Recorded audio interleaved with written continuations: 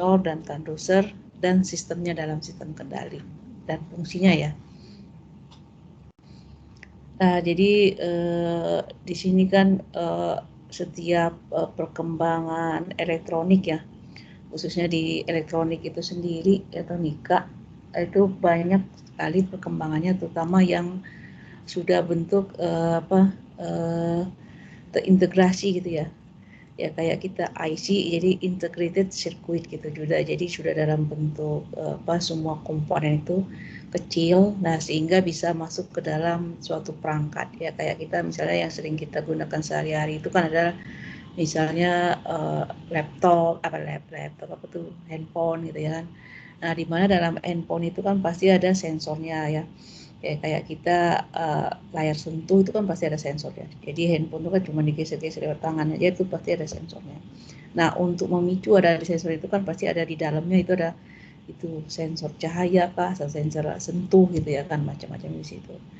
Nah gitu juga misalnya untuk kamera pun kan sekarang sudah kecil ya, apalagi sekarang banyak apalagi kan kalian udah generasi digitalisasi gitu ya. Ya pasti perangkat-perangkat itu kan lebih praktis kalau kita kecil tapi manfaatnya banyak gitu. Jadi itulah perkembangan dari teknologi elektronik sekarang ini, sehingga kita ya jadi kita minimal pada saat kita kenapa ini bisa jalan, jadi kita tahu perangkatnya, oh ternyata ini ada yang mendukungnya, adalah salah satunya adalah sensor dan transducer ya. Nah, kadang apalagi sistemnya sudah otomasisi ya. Jadi mereka sangat tergantung kendalinya dipakai. Jadi sesanggih apapun ya sistemnya, ya tetap sensor dan transducer juga yang digunakan ya. Tergantung sensor maupun transducer yang digunakan. Jadi sensornya lebih banyak alatnya, transducer itu adalah sebenarnya alat penggunaannya sendiri. Nah, jadi sensor dan transducer ini merupakan peralatan atau komponen yang mempunyai peranan penting dalam sebuah sistem pengaturan otomatis. Nah, jadi sistem kendali di sini. Jadi baik itu kontrol otomatis itu membutuhkan sensor dan transducer. Jadi ketepatan dan kesesuaian dalam memilih sebuah sensor sangat menentukan kinerja dari sistem pengaturan secara otomatis. Nah, besaran masukan pada kebanyakan sistem adalah bukan besaran listrik seperti besaran fisika, kimia, mekanis ya. Nah, untuk memakai listrik pada sistem pengukuran atau sistem manipulasi atau sistem pengukuran, maka biasanya besaran yang diubah menjadi listrik itu menjadi suatu standar melalui sebuah alat yang disebut transducer. Nah, jadi transducer itu sendiri sebenarnya adalah besaran yang bukan listrik diubah terlebih dulu menjadi suatu sinyal listrik gitu. Nah, melalui sebuah alat yang disebut transducer, gitu ya.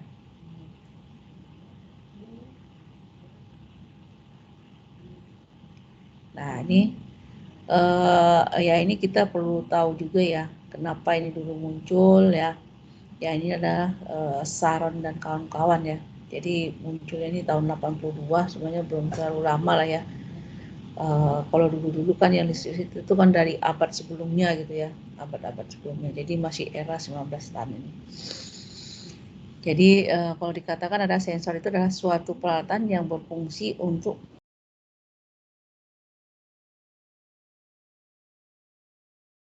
mencabang suatu energi seperti energi listrik, energi fisika, ya, energi kimia, energi biologi, energi mekanik dan sebagainya ya.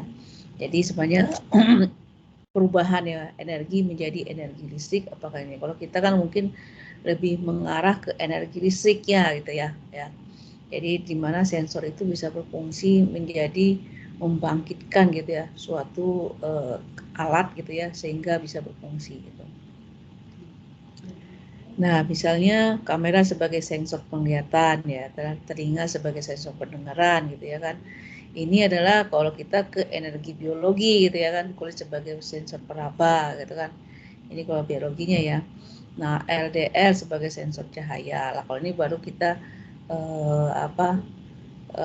bisa kita arahkan ke elektronik gitu kalau kamera dan LDR ini. Nah, ada juga menurut pendapat Lydia, transducer adalah sebuah alat yang bila digerakkan oleh suatu energi di dalam sebuah sistem transmisi, akan menyalurkan energi tersebut dalam bentuk yang sama atau dalam bentuk yang berlainan ke sistem transmisi berikutnya. Nah, transmisi energi ini bisa berupa listrik, mekanik, kimia, optik, atau thermal. Ya kan? Jadi gitu ya. Jadi menyalurkan energi gitu. Jadi kalau kita menyalurkan energi berupa apa yang apa berupa ya untuk ininya lah ya. Misalnya kita mengolah sesuatu sehingga menjadi energi gitu. Ya bisa aja kan kita mengolah sampah berubah menjadi energi. Nah, itu kan namanya itu adalah transducer ya gitu. Ya. Nah, jadi contohnya misalnya generator adalah transducer yang merubah energi mekanik menjadi energi listrik. Ya, ini kan generator. Nah, motor adalah transducer yang merubah energi listrik menjadi energi mekanik dan sebagainya. Nah, ini adalah jadi ini adalah sebenarnya transducer. Jadi istilah ini namanya generator ini bagi di elektronik namanya generator transducer gitu ya. Jadi generator. Nah, sedangkan motor merubah energi listrik menjadi energi mekanik. Nah, ada lagi selain sensor dan transducer yang lebih kita ini lagi adalah alat ukur ya. Nah, alat ukur adalah suatu alat yang berfungsi memberikan batasan nilai atau harga tertentu dari gejala-gejala atau sinyal yang berasal dari perubahan suatu energi. Ya, jadi kalau alat ukur kalian sehari-hari kan sudah kenal ya, apalagi sudah pernah praktek gitu. Jadi makanya diharapkan kalian itu jangan hanya kuliah kalau ada praktek yang offline gitu ya diusahakan hadir di kampus agar mengenal alat-alat yang ada gitu ya.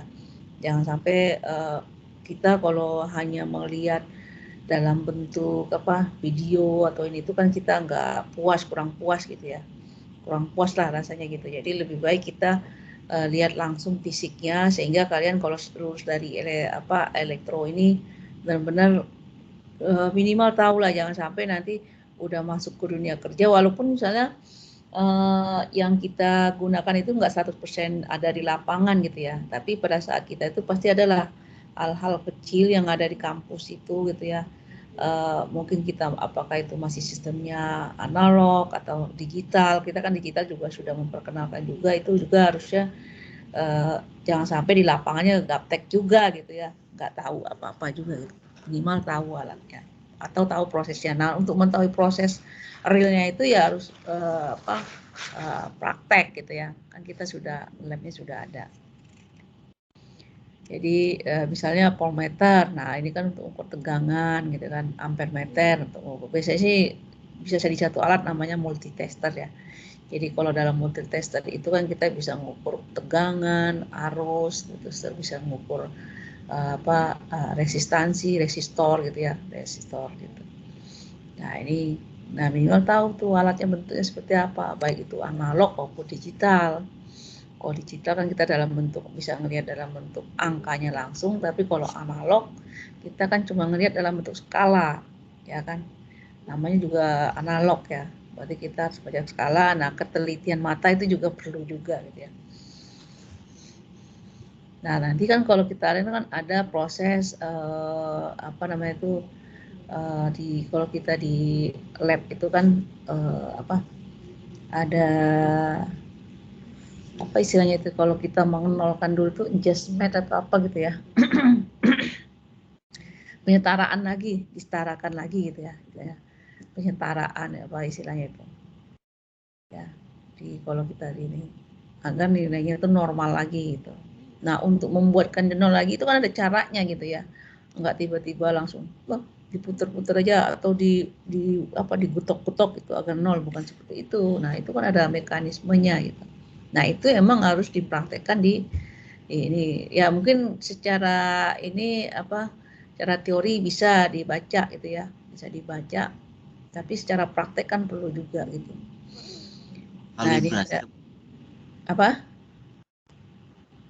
itu Apa? yang tadi Ibu kalibrasi ya Bu? Iya, kalibrasi ya, penyetaraan kalibrasi.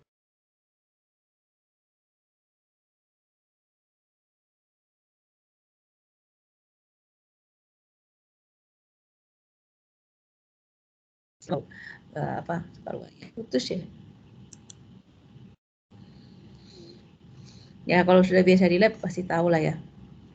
Nah, speed ada tachnometer, speedometer, nah ada kecepatan gravimeter, loop meter untuk intensitas cahaya dan sebagainya. Nah, ini alat-alat ukurnya harus semua kita punya. Nah, ada lagi yang perlu dipersyaratkan untuk persyaratan umum dan sensor dan transducer. Jadi untuk memilih peralatan sensor dan transducer yang tepat dan sesuai dengan sistem yang akan disensor, maka perlu dipersyaratkan umumnya. Dan ini ada syaratnya. Nah, jadi sama kayak alat ukur ya, kalau kalian udah belajar mata kuliah alat ukur itu sama. Jadi perlu linearitas gitu. Jadi ada banyak sensor yang menghasilkan sinyal keluaran yang berubah secara kontinu sebagai tanggapan terhadap masukan yang berubah secara kontinu.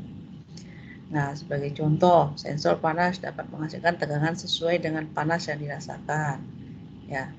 Nah, dalam kasus seperti ini biasanya dapat diketahui secara tepat bagaimana perubahan keluaran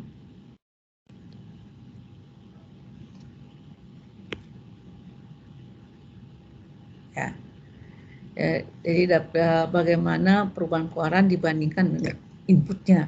Jadi perbandingan input output dalam grafik. Nah, ini kan kita lihat dari grafiknya aja apakah ini linier atau tidak gitu ya.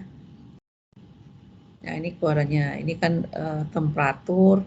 Nah, ini kan kalau ini kan seperti ini linier lurus. Kalau ini dia tegangan non linier ya. Karena dia kan agak berbentuk parabolik sedikit gitu ya. Nah, gitu. Jadi yang diharapkan adalah arusnya linier. Jadi ibaratnya gini, semakin tinggi tegangannya suhunya akan semakin naik istilahnya gitu. Nah, yang kedua adalah sensitivitas. Nah, ini juga penting. Jadi sensitivitas merupakan kepekaan sensor terhadap kuantitas yang diukur. Jadi berapa jumlah yang diukur gitu. Jadi sensitivitas itu perlu juga. Jadi jangan sampai responnya itu kurang gitu ya kan. Nah, sensitivitas ini juga dinyatakan dalam bilangan yang menunjukkan perubahan keluaran dibandingkan berbanding dengan unit perubahan input. Jadi tetap input berbanding output gitu. Jadi beberapa sensor panas dapat memiliki kepekaan yang dinyatakan dengan 1 volt per derajat. Ya, yang artinya perubahan 1 derajat pada input akan menghasilkan perubahan 1 volt pada keluarannya. Sensor panas dapat saja memiliki kepekaan 2 volt per derajat, yang berarti memiliki kepekaan 2 kali dari sensor yang pertama. Nah, linearitas sensor juga mempengaruhi sensitivitas dari sensor. Ya.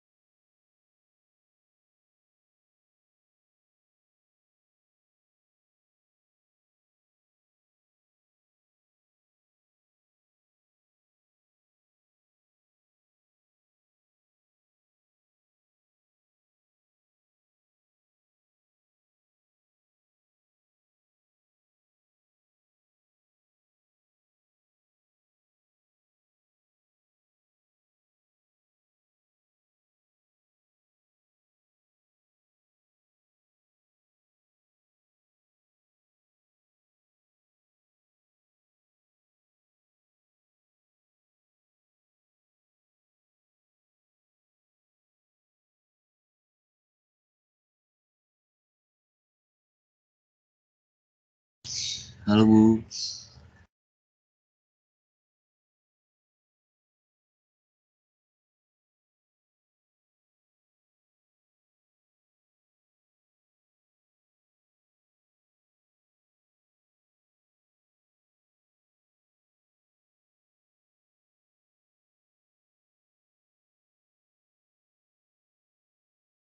Nunggu hasilnya itu masa detik-detik, itu seharusnya kan dalam mikrodetik gitu ya kan.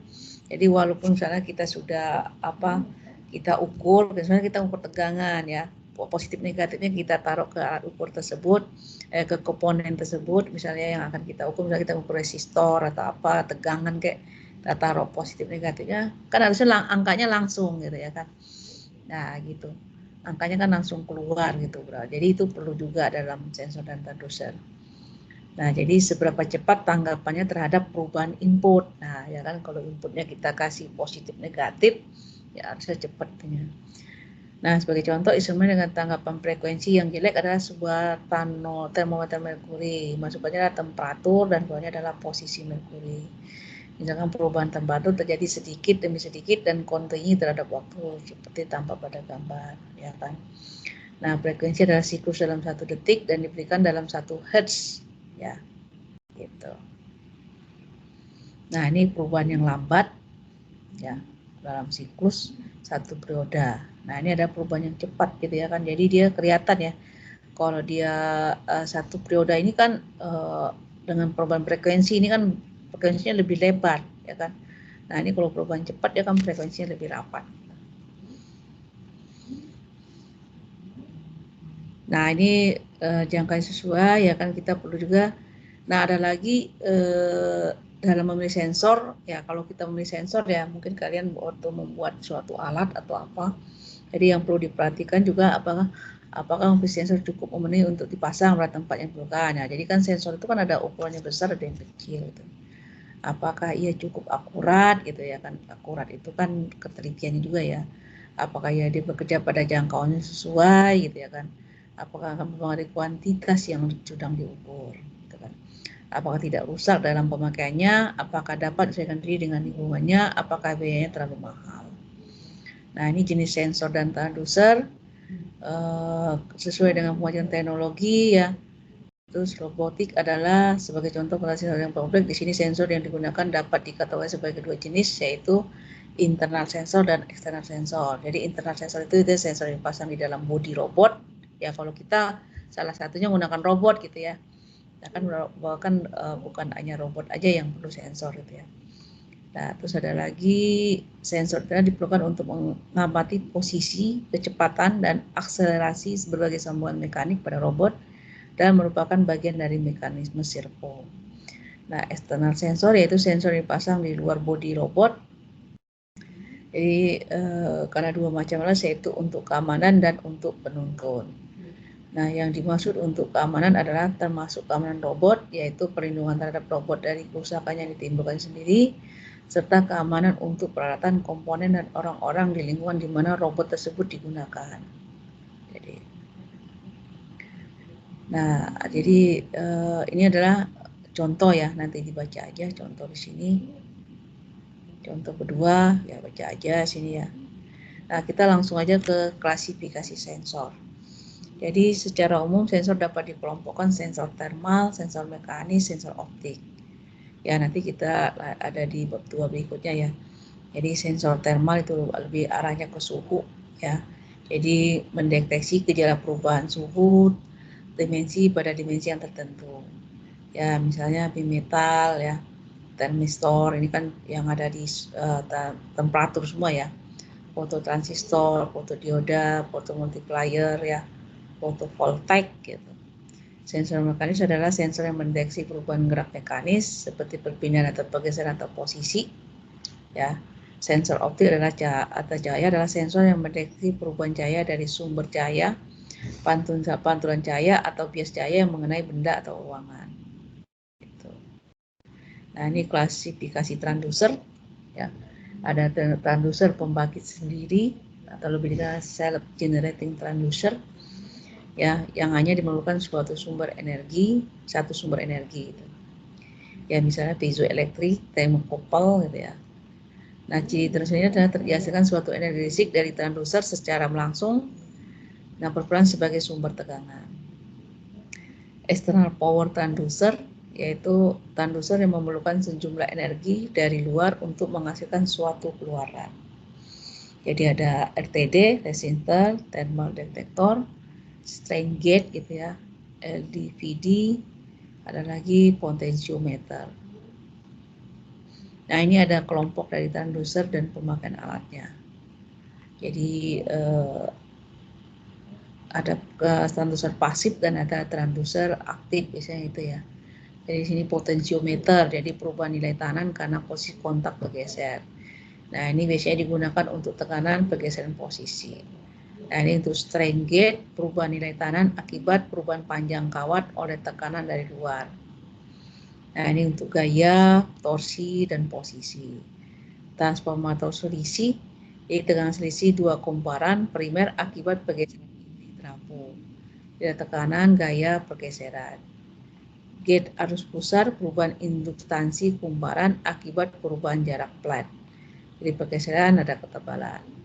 Dan lagi transducer aktif, jadi sel fotoemisif. Jadi emisi elektron akibat radiasi yang masuk pada kumparan fotoemisif. Jadi cahaya dan radiasi. Fotomultiplier, jadi emisi elektron sekunder akibat radiasi yang masuk ke katodis sensitif cahaya. Cahaya, radiasi, dan relay sensitif cahaya. Thermocouple yaitu pembangkitan GGL pada titik sambung dua logam yang berbeda akibat dipanasi. Jadi temperatur, aliran panas, radiasi. Ya, ini lain-lainnya ya, pengukuran dan itu. Ya itu untuk ini nanti saya share ya untuk bab 2 ya. Kira-kira ada pertanyaan nggak untuk di bab 1 ini?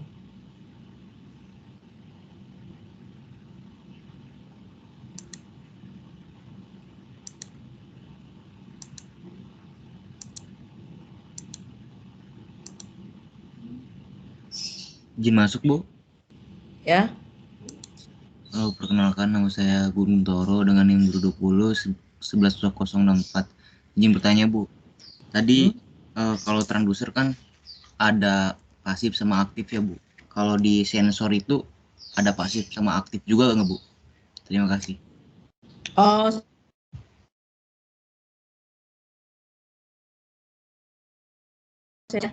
dan soal karena kan dia yang dinamakan kalau pasif itu masuknya pasif itu kan biasanya gini, dia untuk menghasilkan itu tuh dia harus dipacu dengan tegangan gitu ya kan, ya. Jadi nggak ada istilah pasif sama aktif kalau sensor. Jadi yang ada itu adalah hanya transducer aja. Ya. Jadi kayak kalau kalian lihat di rangkaian listrik itu yang rangkaian kan ada komponen aktif, ada komponen pasif, ya kan. Kalau komponen pasif itu biasanya kayak resistor, kapasitor gitu ya kan, gitu ya.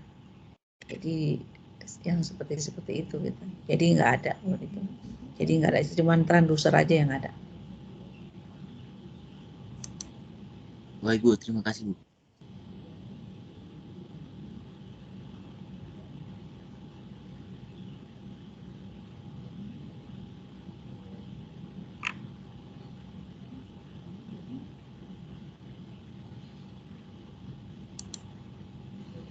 Ada lagi nanti saya share untuk yang ini ya. Mana sih?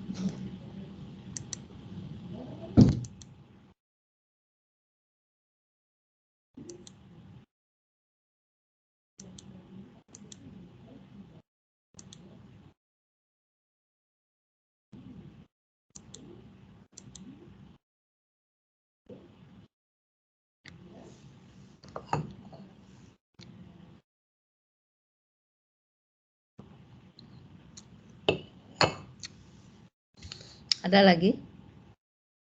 Oh, ini sinyalnya agak susah ini ya. Putus terus. Nanti bagi yang sudah nggak ada lagi, bagi yang sudah join di sini, mungkin absen aja di sini ya. Nanti materi yang akan datang saya ini dulu saya share dulu. Nanti yang bab 2 kita apa?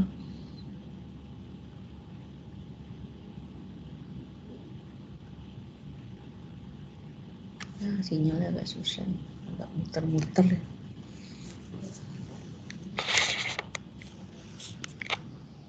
Nanti kalau suatu saat ini satu kelas ini bisa datang ke kampus tidak? Habis lebaran lah kali ya. Ya.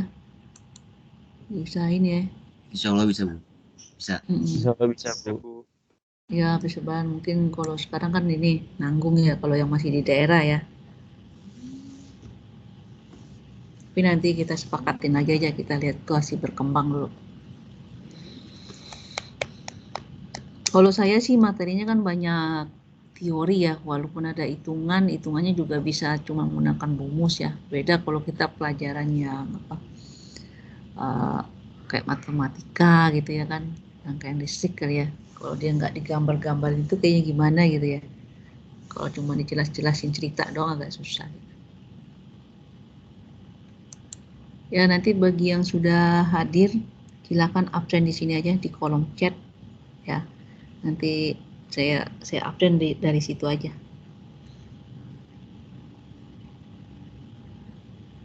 Ya silakan. Nanti kalau yang sudah apa, bagi yang sudah ini absen di kolom chat, nanti silakan tinggalkan kelas nggak apa-apa.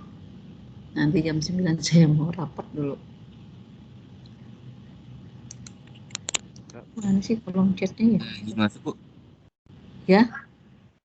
Gugun 2020 11.064. Bu, mau meminta ini, Bu, nanti mungkin biar lebih ininya dikasih pengaplikasiannya, Bu.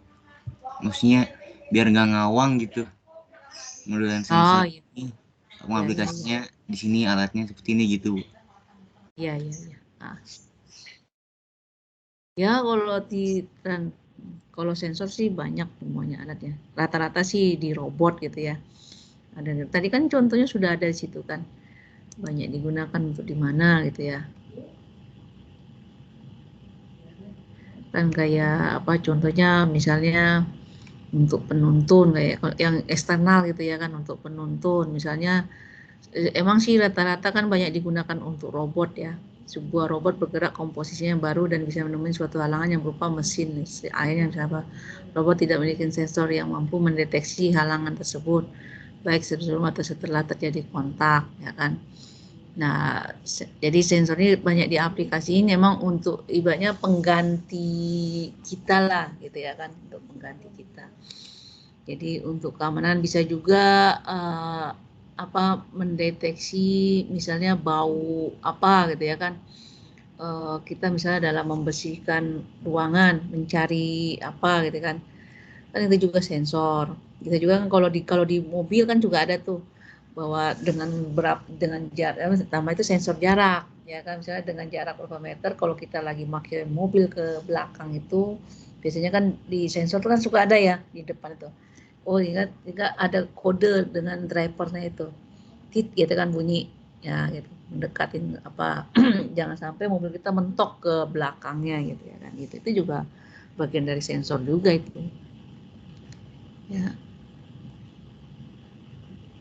Nah ada juga komponen terletak di atas ban ya, berjalan tiba di depan robot yang diperlukan untuk menyemprotkannya gitu ya kan gitu. Jadi itu istilahnya istilah sekarang kita tuh robot, tapi sebenarnya kan tidak harus dalam bentuk robot gitu ya, tapi ya ada sensor yang dipasang di sini. Ya kayak kita misalnya di mall-mall. Tahu kan di mall udah pernah kan ada tuh mall yang tiba-tiba kacanya bisa langsung terbuka sendiri kalau kita berdiri di depannya kan. Berarti kan di sekitar jarak berapa meter itu berarti dipasang sensor gitu ya. Jadi kalau mengenal diinjek lah gitu ya. Kalau diinjek tombol ini dia akan terbuka otomatis. Itu kan bagian dari sensor gitu ya. Gitu. Sebenarnya dari kehidupan sehari-hari kita banyak ya. Dari kehidupan kita sehari-hari itu banyak. Gitu juga misalnya kalau kita beli kode-kode barang, ya kan ada barcode. Kan kalau kalian belanja gitu, pasti semuanya kayaknya sering belanja ini ya. Mau belanja sepatu kayak apalah kayak yang barang yang inilah yang di mall-mall itu, di supermarket ya. Sekarang toko-toko kan juga gitu juga ya. Beli sepatu yang umum lah, saya bilang beli sepatu, beli baju, atau yang kehidupan kita sehari-hari, beli roti atau apa yang di mall-mall supermarket itu kan pakai itu kan ada sensor itu ya, itu sensor ya, dengan barcode-nya aja tanpa disentuh gitu ya kan. Jadi kalau dia tanpa disentuh itu namanya sudah menggunakan sensor itu ya. Tapi alat yang ada di dalamnya itu sehingga mengubah menjadi cahaya gitu ya, dengan cahaya aja dia sudah menangkap itu adalah transducernya gitu ya. Tapi untuk menangkap kode, dengan kode itu dia bisa membaca, itu udah sensornya. Nanti kan kita database-nya ada di komputernya gitu ya, itu istilahnya. Sebenarnya di kehidupan kita sehari-hari gitu ya Gugun, yang pokoknya kalau dia kayak remote TV, nah mungkin pernah remote TV tanpa kabel kita bisa nyalain AC ya kan, atau nyalain TV ya kan, dengan remote control itu aja, dengan remote yang kita pegang. Pasti pernah megang remote kan, mau remote apa aja. Nah, itu pasti ada sensornya di situ, adalah sensor LED-nya ya kan, nah, lampunya di situ berarti ada LED. Jadi namanya LED ya. Dioda LED istilahnya itu kan, dioda LED, kita pencet ininya nanti kan TV-nya lah yang gitu. Nah tapi dengan jarak yang kan, makanya itu udah otomatisasi, jadi kita tidak perlu menyentuh TV-nya untuk menyalakan gitu, dengan remote pun sudah bisa kan gitu kan, asik. Itu adalah aplikasi dari sensor dan transducer juga, itu yang kehidupan sehari-harinya ya. Bisa juga kita misalnya dengan apa ya, kayak CCTV. Nah kan kita bisa itu CCTV itu kan pasti ada itunya juga ya, jadi kamera, jadi sensor, ada sensornya juga di sana. Nah nanti kan kita bisa melihat di database-nya itu seperti apa, dengan jarak dari mana. Misalnya kita lupa lampu kita matiin di rumah nih. Pokoknya kita nyalain lampu di rumah itu berarti kan harus ada yang dipasang ya di dalam komponen listriknya itu. Pokoknya lampu kita itu hanya nyalain cuma 3 jam aja sehari. Jadi pada saat malam kita ketiduran, mungkin dia jam kita nyalain kan biasanya setelah maghrib itu kan sudah gelap ya. Ya udah jam ini sampai jam 1 malam kita set dia nyala. Tapi setelah jam 1 malam atau jam 6 pagi atau jam 5 pagi kita set dia mati gitu. Kan itu sensor juga itu namanya ya gitu. Itu bisa diaplikasikan sehari-hari untuk dicobain di rumah gitu. Tapi emang harus dicari komponen yang untuk menyetel itu, sensor itu namanya apa gitu. Seperti itu ya. Itu juga kalau kita buka pagar nih sekarang, nah di kampus kita sudah ada nih pagar otomatis. Kan kayak satpam kita kan tidak perlu mendorong pagar tuh, Brad. Ya dengan ngencet tombol aja dia jret, buka sendiri kan. Udah pernah lihat kalau ke kampus tuh bisa lihat tuh. Ya. Kalau ke kampus sudah bisa lihat hal-hal seperti itu. Karena kan pintu kita itu bisa dibuka otomatis. Itu kan sensor itu. Ada sensor yang ada dipasang di dalam pagar itu, sehingga bisa tanpa didorong-dorong oleh satpam atau tanpa satpam ada situ, dia duduk. Kalau dia hujan, seandainya kan hujan ya kan membantu juga tuh, satpam dari ruangannya dia aja tinggal pencet aja pakai remote, udah itu. Gitu ya Gugun, yang kita di kehidupan kita sehari-hari yang kita bisa nyalain, tinggal namanya pakai sensor apa itu. Nah itu ya, gitu aja ya. Sebenarnya kalian sudah kenal dari kehidupan sehari-hari penggunaan sensor itu, tapi kita itu nggak sadar bahwa itu adalah bagian dari teknologi sensor dan transducer gitu aja. Nah makanya dengan adanya pelajarannya jadi tahu lah minimal gitu. Oh ternyata itu semua yang serba otomatis yang kita alamin selama ini adalah ya ini gitu. Mungkin di nanti lift kita kan juga akan dicoba itu kita tidak perlu mencet angka kita mau turun di lift nomor 1, nomor 2 nggak boleh, tapi dengan layar sentuh aja, pakai layar sentuh aja gitu ya. Itu kan sensor sentuh namanya ya, sensor sentuh. Jadi kita dengan jari aja, kita nggak perlu mencet tombol nomor 3 gitu, ya sudah kita ini aja, set gitu ya. Tapi pakai mungkin ada kartu chipnya ya kan, ada kartu chipnya. Apakah itu dengan kartu mahasiswa atau apa ya? Nanti bisa aja kalian punya ide, misalnya membuat skripsi ya kan, mungkin di fasilitas kita ini belum ada. Oh ternyata kekurangan di kampus ITPLN ini adalah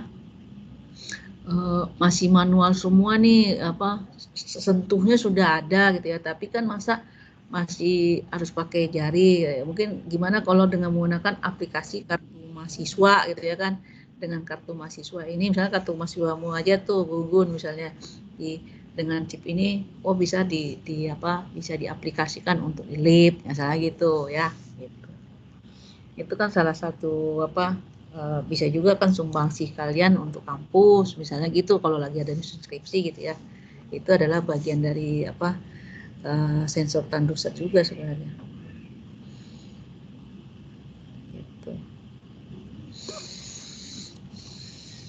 Ya, ada lagi kira-kira?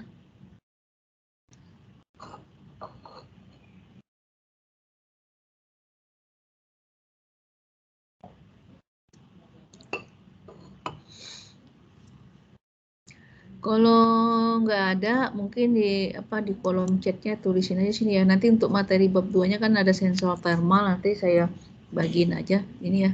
Ini kayaknya saya agak susah sinyalnya nih. Mau memberi file, ngasih file kayaknya